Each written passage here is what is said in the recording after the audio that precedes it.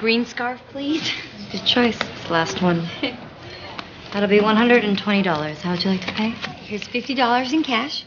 Can you put 30 on this card? $10 on that? 20 on that? So cute. Declined. Really? Could you try it again? Really declined.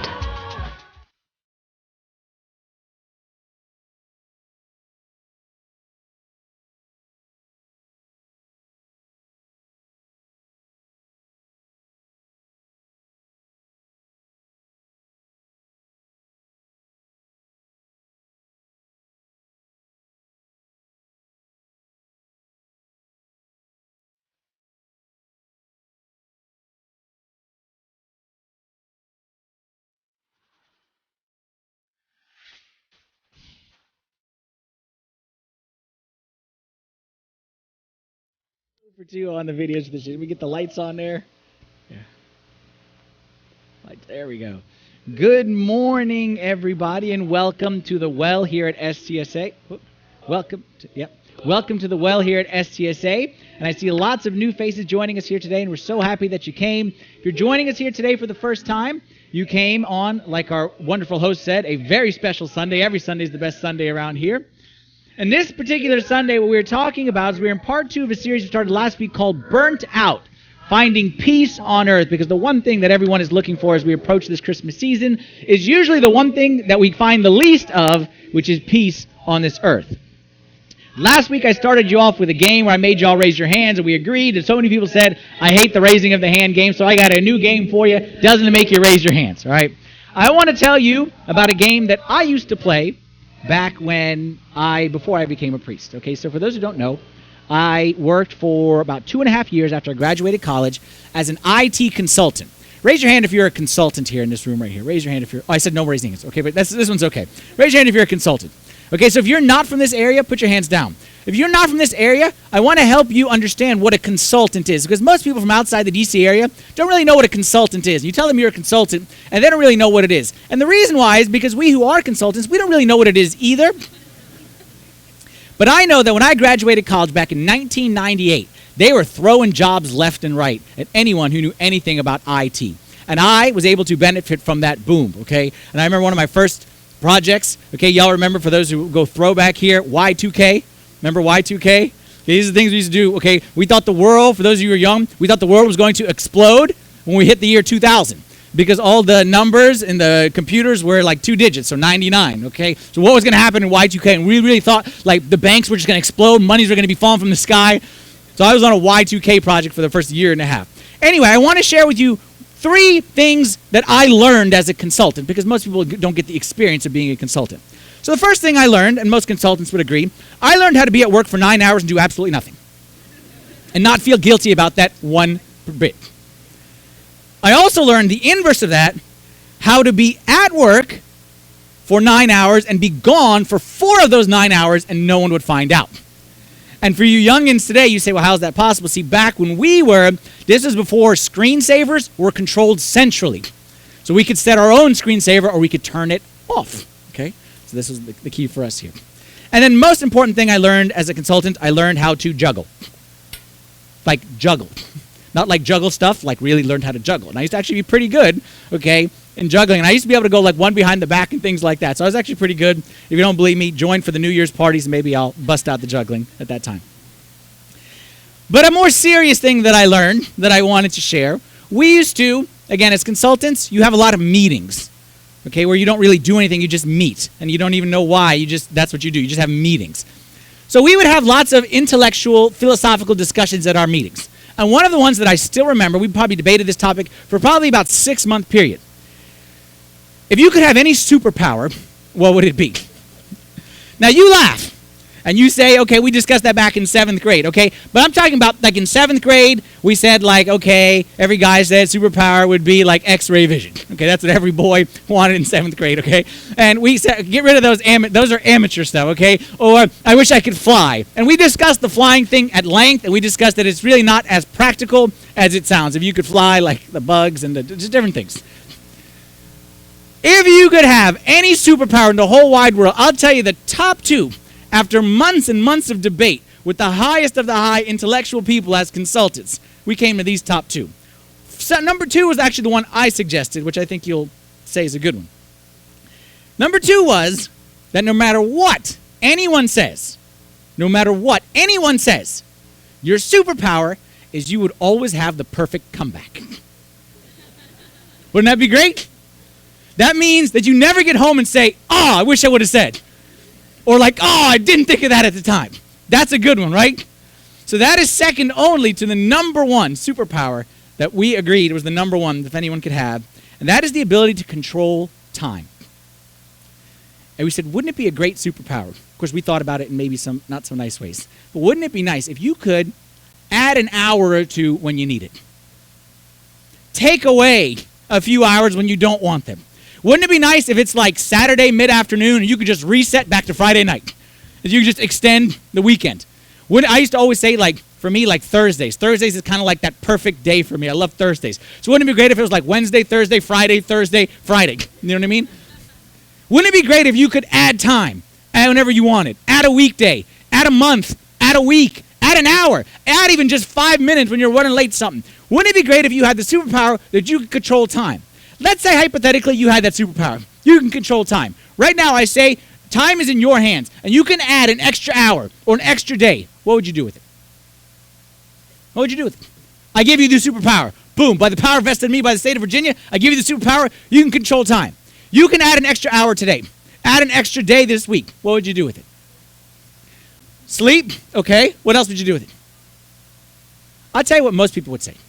Most people would say, I think that was a good one. Someone said sleep. I would say rest. A lot of people would say rest. Wouldn't you say that? How about take some time to myself? I would love to take some time to myself. How about I'd spend some time with God? You know what? I'd pray. I'd read my Bible. How about forget about God? I'd spend time with loved ones. This is what we would do, right? Like if I had more time, I'd spend more time with loved ones. How about if I had more time, then I would do the things that really, really are important to me. Like I said, spend time with God or whatever it may be. That's what you say you would do, right? Agree? That's what you would do? You do one of those important things, right? Wrong. False. That's a lie. That is not what you would do with that extra time. And I can prove it to you. If you had more time, see, we think in terms of, I don't do these things because I don't have enough time. And that's false. You know why?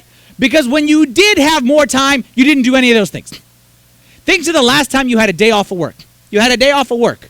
How many people spent the last time they had a day off of work 8 hours in the glorious presence of God, basking in his beauty and majesty, praying and reading the Bible all day?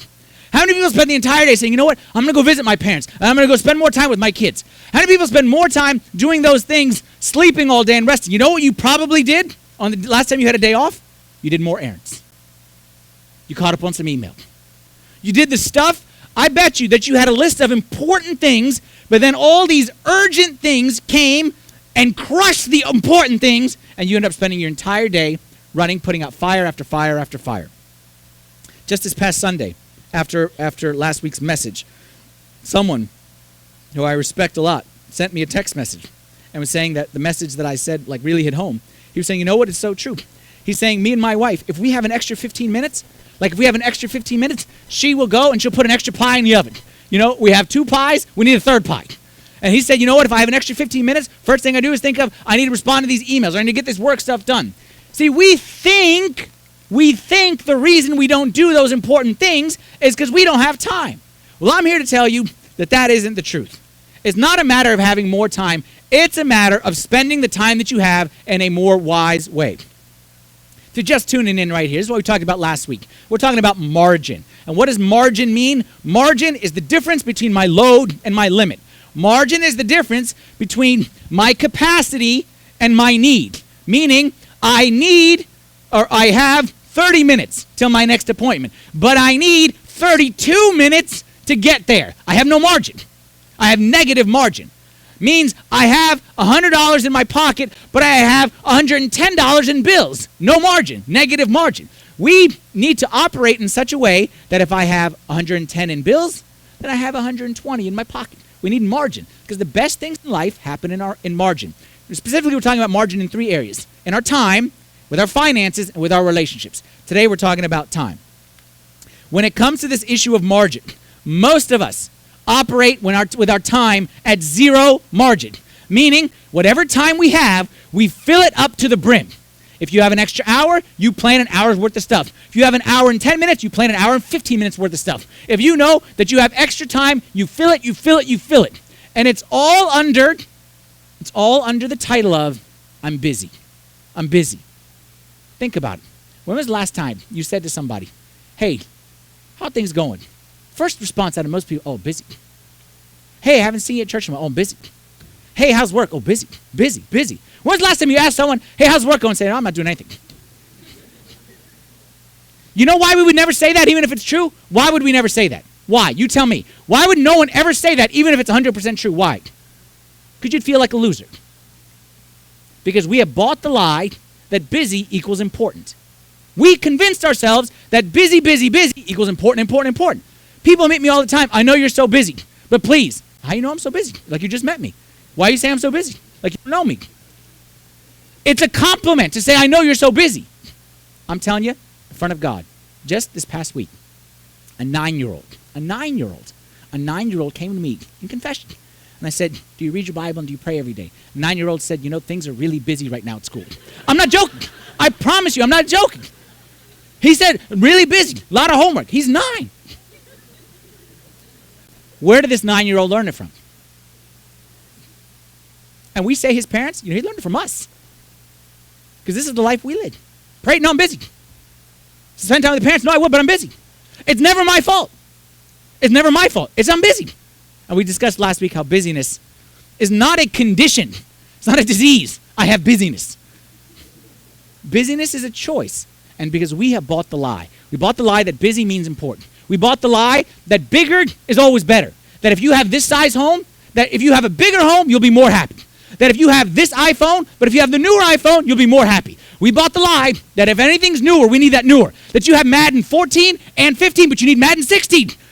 We bought that lie. That we always need the newest and the best of everything. And that's how we got to this state that we're in. We blame work, we blame others. It's our own fault. Does God have anything to say about the busyness of life and the lack of margin? Yes. Last week we looked at 3 laws that God built into the fabric of mankind when he was establishing a society, when he was establishing the nation of Israel. And we said he gave us the law of tithe, meaning you make X, you keep Y. There always has to be a margin. He gave us the law of Sabbath.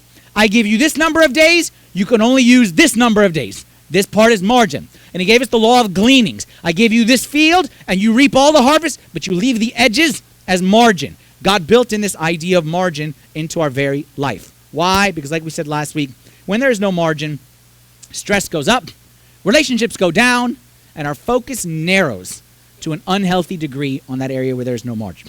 Today, we're tackling the hardest of the 3 areas, margin with our time. And let me tell you how you can tell if you have no margin in your time.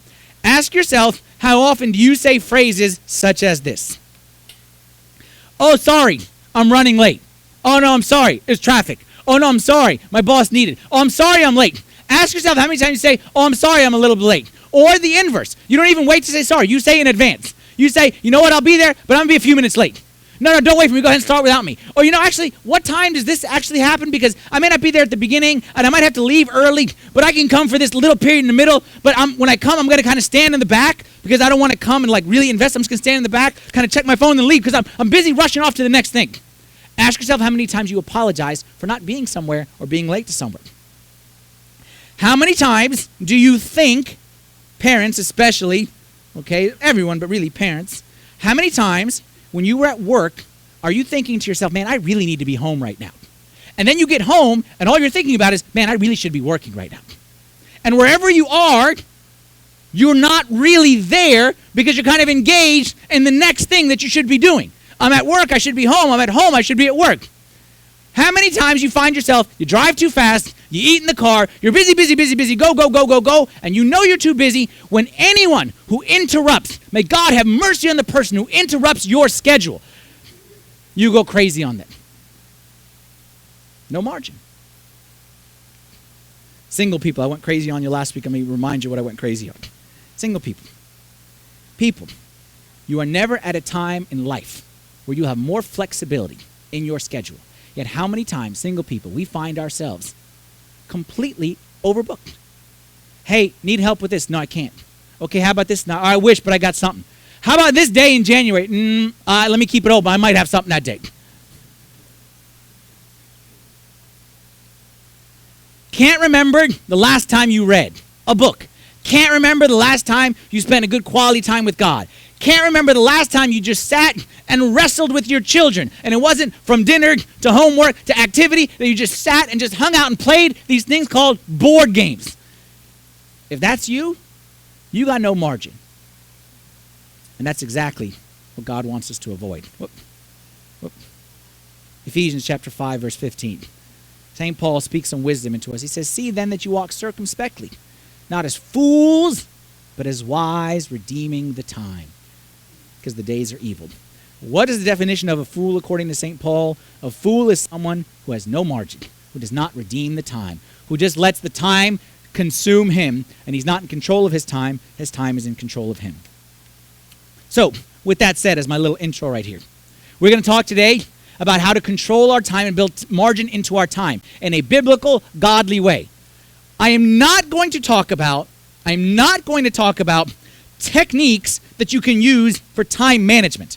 Okay, that's not what I'm going to talk about. I'm going to talk principles, not techniques. Not because I don't believe you need those techniques. I absolutely do. Some people are paper and pen, some people are electronics, like planners, like whatever works for you. But my point is, don't think that a technique will solve a problem that is deeper than an outside problem. Like we have inside problems, you can't solve it with outside things. You need outside techniques, you need time management books and seminars, those are the best. But you need something deeper inside. And this is a spiritual principle. It's not even a spiritual, it's a life principle. That if you don't believe the Bible, you need to believe this, because this is the truth about every area of life. And the person who's going to teach us this principle is Moses. Moses from the Old Testament. And Moses has a great perspective on how we should approach our time and therefore our life. All right? Why Moses, first of all? Let me give you a nice verse about Moses. Moses, for those of you who don't know, lived to be 120 years old. And at the very end of Moses' life, right before he died, the Bible gives this testimony about Moses. Deuteronomy 34, verse 7. It says, Moses was 120 years old when he died, and then a strange sentence. His eyes were not dim, nor his natural vigor diminished. Moses was how old? 120. And what does the Bible say? That his eyes were in good shape. At 120. How many of us hit 40 and like the Costco glasses we had to get, and we started holding the thing, and I never understood how this makes you see better, but somehow this does, and we need more light in the room. And this guy's 120, and he's got 20/20 vision. And in addition, not just his eyesight, his natural vigor was not diminished.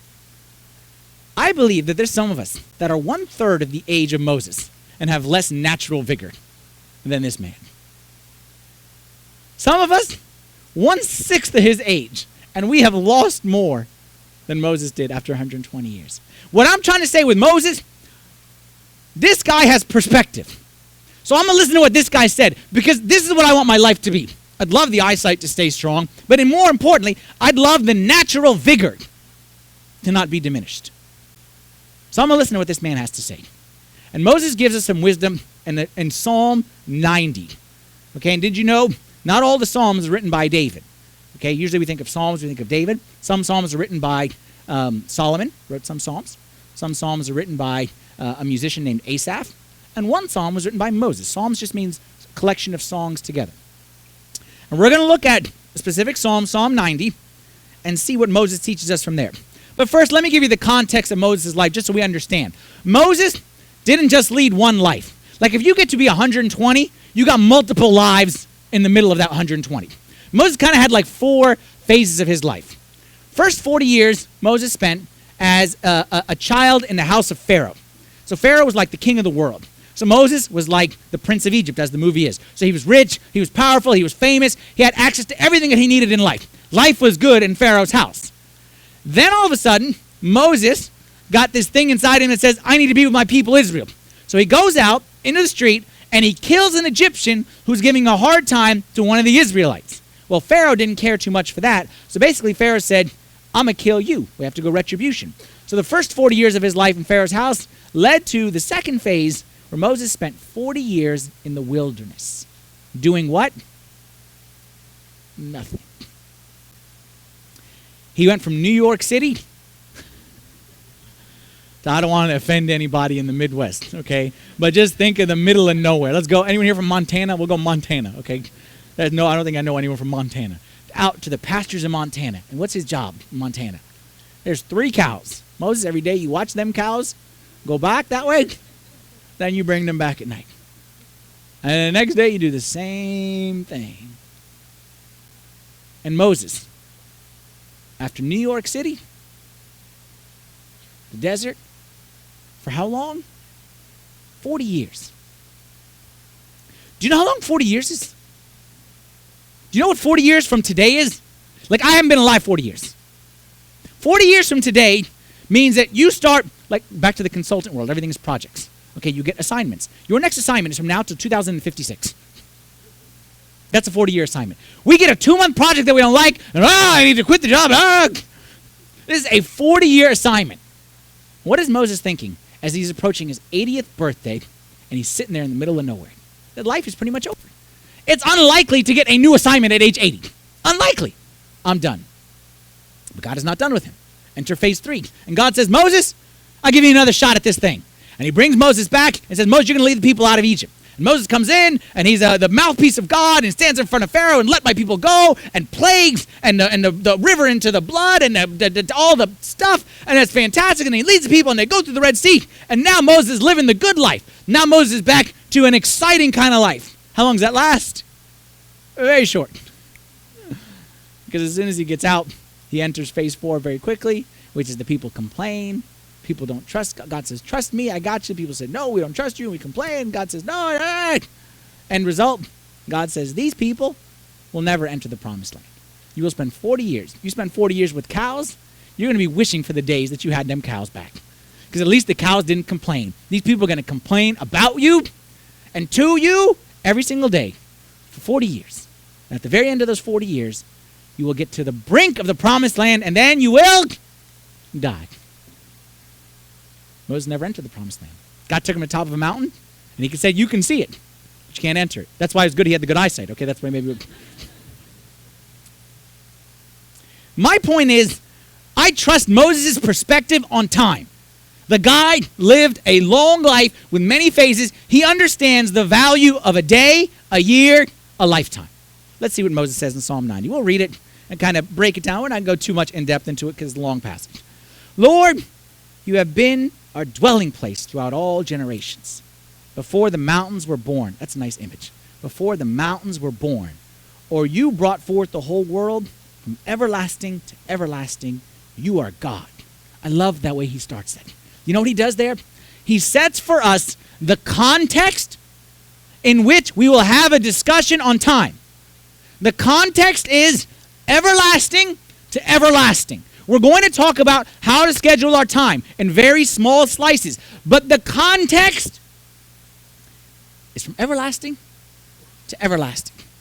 Find yourself. Imagine this stage here is everlasting to everlasting. Minus infinity to plus infinity. Or minus infinity to plus infinity.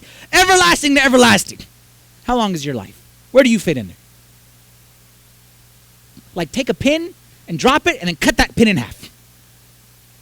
The context of our discussion on time is not my life, is not my week. The context is everlasting to everlasting. I like that. Then he says this.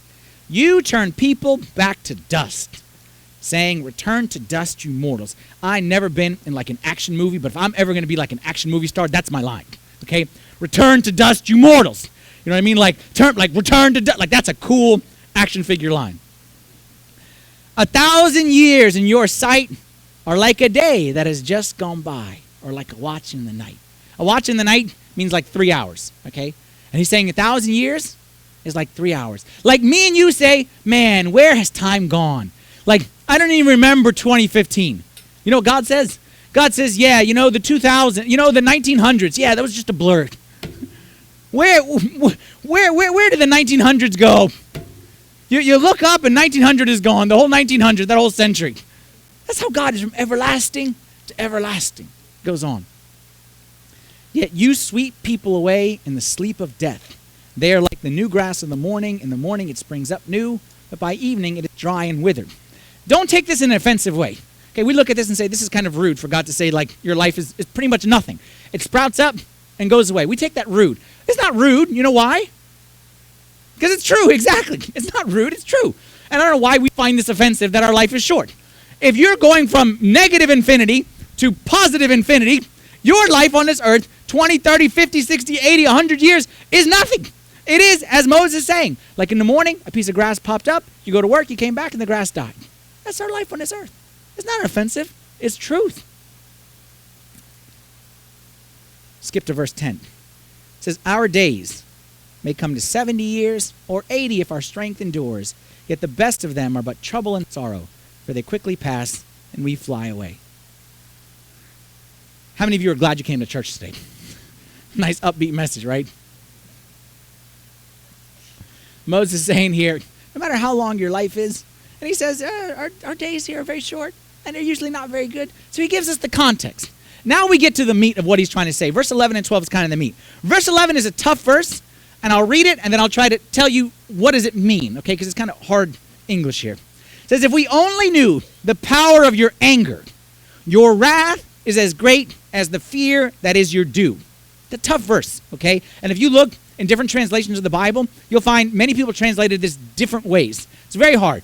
Let's not get too much on the logistics of it. Let me tell you not what does it say, but what does it mean?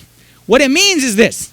It means, God, if we could see you as you really are, if we could see God as he really is, we would give him the reverence he is due. He set the context. God is from everlasting to everlasting. And our life is but just a grass that's here today and gone tomorrow. If we, God, could see you as you really are, then we would give you the reverence you are due. We would honor you the way that you are due. And specifically, he's talking about it with how we schedule our time. We would honor you in the way that you are deserving. Now he gives us the punchline right here. Verse 12. And we're going to say this verse a lot and hopefully memorize this verse.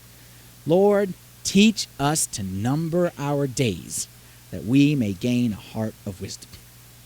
Teach us to number our days that we may gain a heart of wisdom. Can we say that together? Say it with me.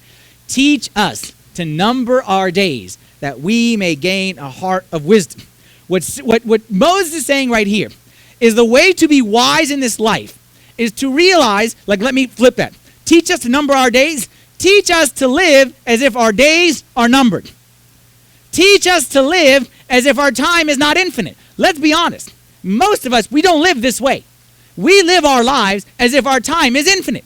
We live our lives as if our time is infinite. I'll show you how you know.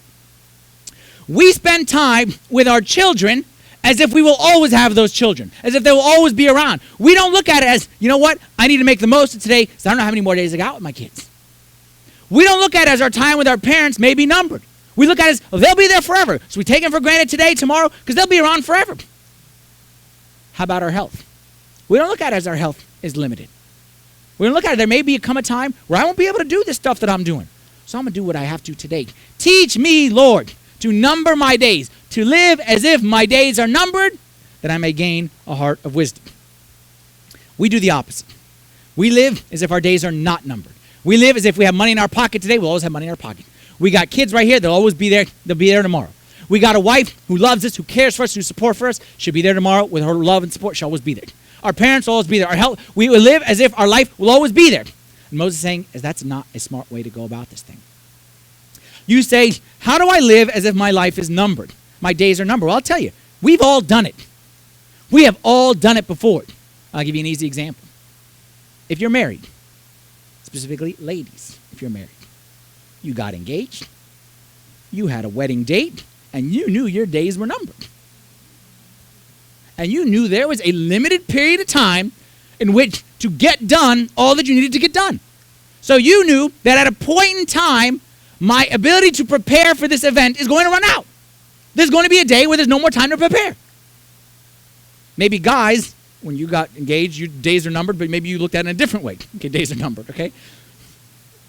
If you take an exam, I'm always astounded by people who say, I'm studying for the MCATs. Okay, when is that? It's September of 2017. What does that mean? I don't understand what it means, or 2016, I'm sorry. What does that mean that I'm studying for an exam that's 8 months away? I don't know what that means, but some people do that. And they say, you know what? I got 8 months, and I somehow need to know what I'm studying today to be prepared for this thing because I know my days are numbered. We all did this at some point in time in our life. We numbered our days because we said we have a limited period of time, and some point that time is going to run out. That's not a foolish way to live. That's a wise way to live. I tell you, be careful. Your days on this earth are numbered. You say, hey, Father Anthony, take it easy. Like, well, it's not, like, why, it's offensive. It's offensive. Why is that offensive? Why does that make you feel bad? If I tell you the exam is on this day, hey, no, don't tell me when the exam is. Let me just enjoy my time when the exam comes when it comes. What's the point of telling you when the exam comes? So you would make the most of your time between now and then. Is that you would make wise choices. Teach us to number our days that we gain a heart of wisdom. Someone who knows the exam is in a year versus in a week will make different choices based on that knowledge. So I know the exam is in 2 weeks, so that affects what I choose to do this coming weekend. I know that, like I said earlier in the sermon today, I know that a baby is coming. I'm pregnant. The days are numbered. I know the baby's going to come there. So that's going to affect what I do this weekend, next week. I'm going to make wise choices. Teach us to number our days so we may gain a heart of wisdom. Said another way. Let's say it this way. Remembering that our time is limited gives us wisdom to know how to spend our limited time.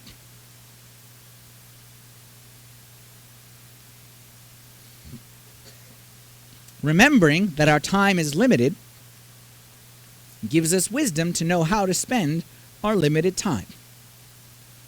You see, when we begin to number our days, we gain wisdom and perspective and how to spend those days.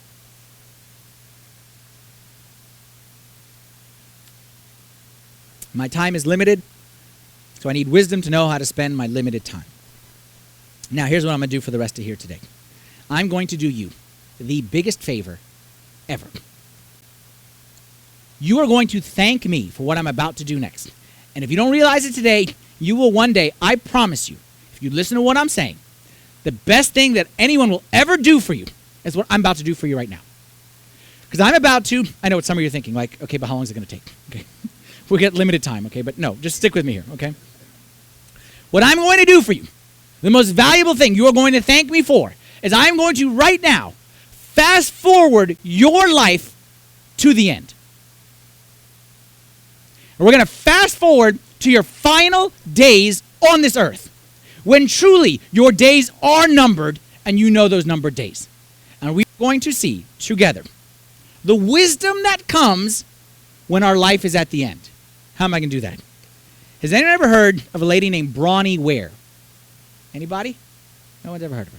Okay, Bronnie Ware is a lady who wrote a book, I think it was in 2012 or 11, not really sure. The name of the book is entitled The Top 5 Regrets of the Dying. Bronnie Ware is a lady who was a nurse. Don't worry, her actual profession is important. She spent time with people in their final weeks and days on earth. Okay, like a hospice kind of a care, but really for those who are really at the end. She spent time with people in the last 12 weeks of their life. And she would spend time with them when they knew their days were numbered, no more than 3 months left to live. She would spend time with them all the way till the end.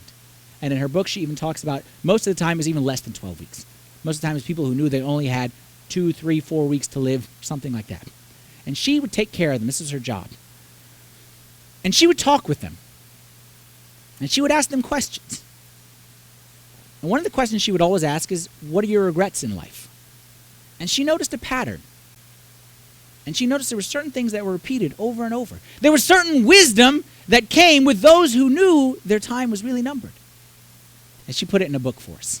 It talks about the top 5 regrets that people had. I'm going to go through the top 2. I just want to share with you the top 2. And when I share these top 2, believe me, they will give you a perspective that you will never be able to gain on your own. Of the 2, I'm going to go backwards. I'm going to go number 2 and then number 1. One of them, the second one, which I'll share first, isn't a surprise, but the first one I guarantee will surprise you. Let's start with the easy one. Number 2 regret of those who are dying. I wish I hadn't worked so hard. Does this surprise anybody? Does this surprise anybody that someone on their deathbed? I wish I hadn't worked so hard. Bronnie Ware says this. Listen to this, especially the men. This is a direct quote from her book. This came from every male patient that I nursed. Every male patient. They missed their children's youth and their partner's companionship. Women also spoke of this regret, but as many were from an older generation, many of the female patients had not been breadwinners. All of the men, I cannot stress that all enough, all of the men nursed deeply, regretted spending so much of their lives on the treadmill of a work existence. You will thank me later. You know what this means? Men and women, but men especially, but you know what this means? This means if you don't learn to number your days, if you don't learn to live as if your days are numbered, you will get to the end of a very successful career and successful life, and you will have a very avoidable regret. You will have a great career and a great success story to tell, and then you will be filled with a regret that is 100% avoidable. And you're going to realize, like these people whose days live as if their days are numbers, you can't go back. You can't go back. There ain't no undo on this life. There ain't no undo to when you have a newborn baby. That newborn baby is only a newborn baby once. You only got one chance to lay the foundation with that child. That's only one chance. You not go back and say, well, let's go back to our engagement and do this right. You only got one chance to be engaged. You only got one chance to be single. You only got one chance to be married. Like, you only got one chance to do this thing right. If you're 20, this is the only time you're going to be 20. If you're 30, it's the only time to be 30. If you're 40, maybe you be 40 for a few more years, okay, but whatever. Okay, you shouldn't really be 40 for more than 5, 6, 7 years, okay? You only got one chance to do this.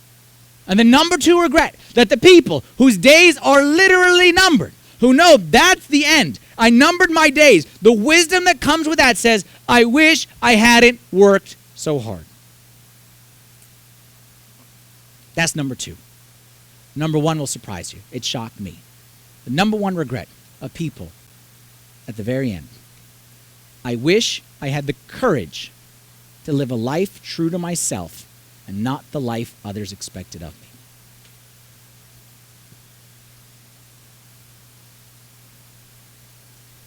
I wish I had the courage to live a life true to myself, not the life others expected of me.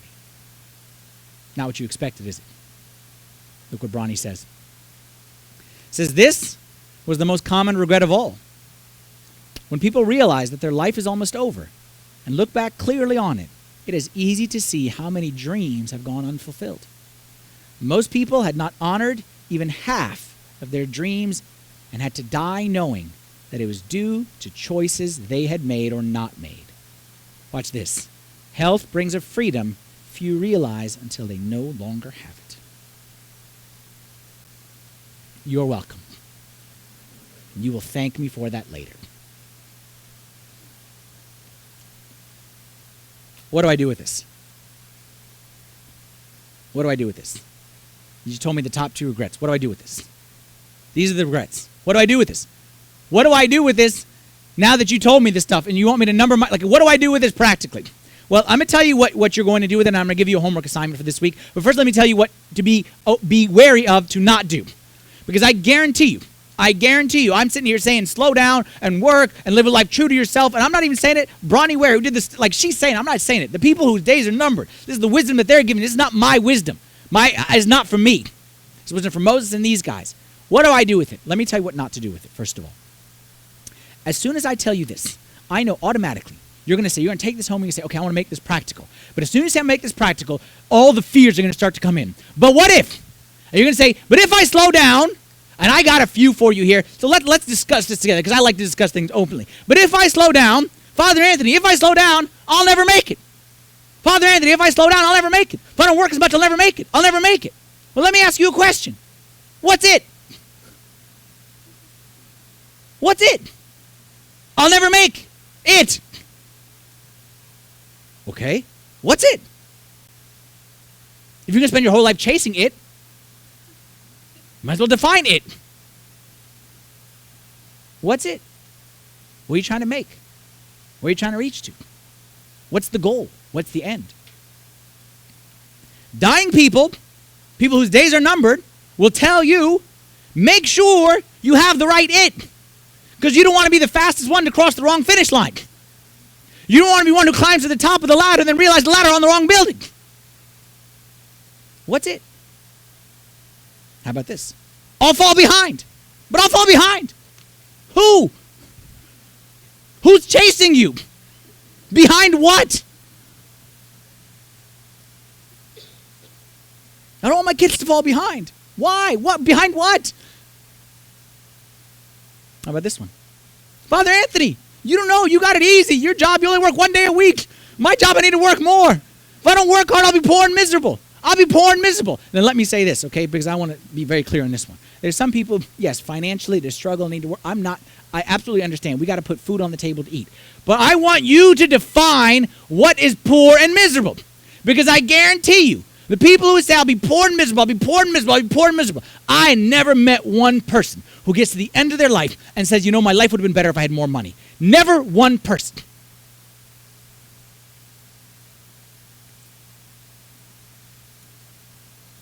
How about this one? I won't be accepted. I won't be accepted. By who? Remember back in high school? We all wanted to be accepted by the cool kids? Where are the cool kids today? I don't know. Because 6 months after we graduated, we lost touch with everybody.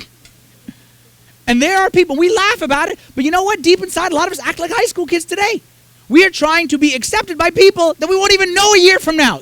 I don't even like them. But we're trying to be accepted by them. Last one. I won't measure up. You know what I'm going to ask you. To what? What are you trying to measure up to? If you are going to spend your whole life chasing it, be smart. Pull the car over. Say, where am I trying to get to? Don't just drive 100 miles an hour. Pull the car over. What's the destination? Define what it is. Let me give you another way that you can do it, another practical way. Something that I have tried to do personally when people ask me questions about stuff. I put it on your handout. Stop asking yourself, am I free? Start asking yourself, is it wise? People come to me, say, hey, Father Anthony, what are you doing next Thursday? I'm like, no. That's not the way we start the question. Because just because I tell you I have nothing, commitment, doesn't mean I'm going to do whatever you ask me to do.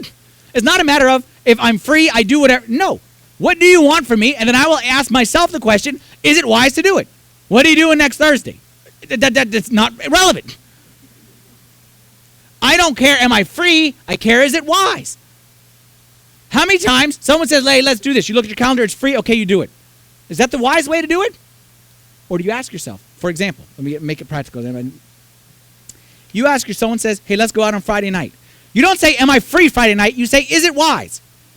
Is it wise, given that I haven't had a night to myself in 2 weeks?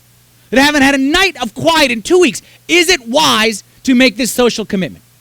Not am I free? Is it wise? Is it wise, given that I'm already coaching my kids' soccer team and I'm already volunteering for this event, is it wise to commit to this? Is it wise to chase this promotion at this particular phase in my life when life is a little bit hectic? Is it wise? Not am I free? Is it wise?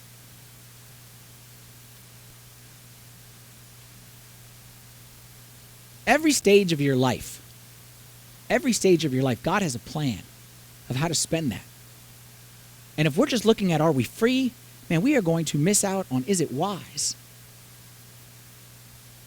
So here's what you're going to do. Here's your homework assignment. On the back of your handout, you see this little diagram right here. You say, what in the world is this? This is your homework. Okay? Last week I gave you all discussion questions. This is your discussion for this week. This is what you take, your homework, you discuss this. This is what you do. You fill out this little diagram right here, and you are going to, in those lines, create margin in your schedule by answering the following things. What do I need to add? What do I need to subtract?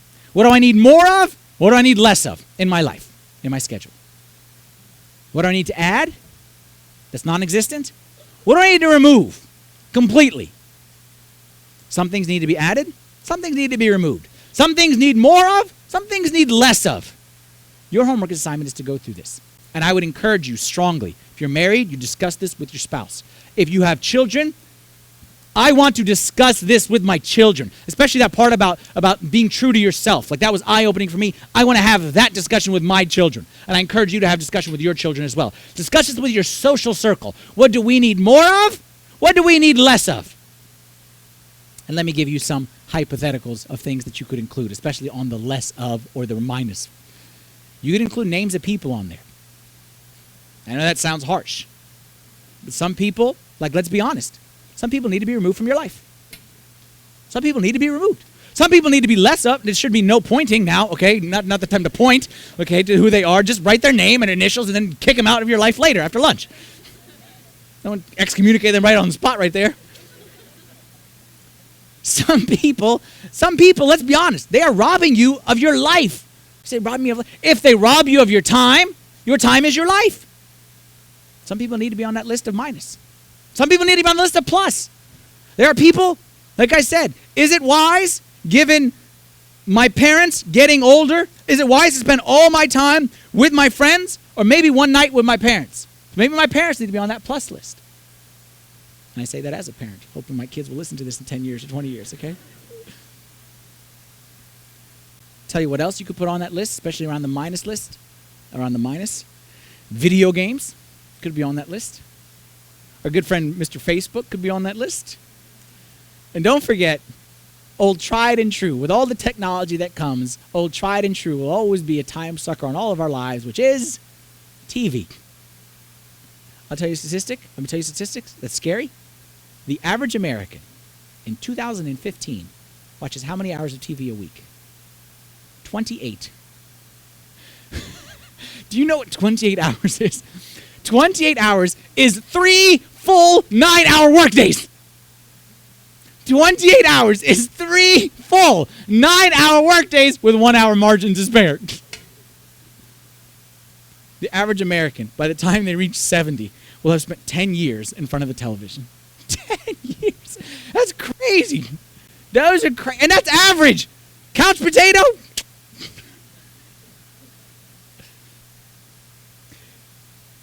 I'm not saying TV is bad, but I'm saying, is it wise to spend so much time in front of the television?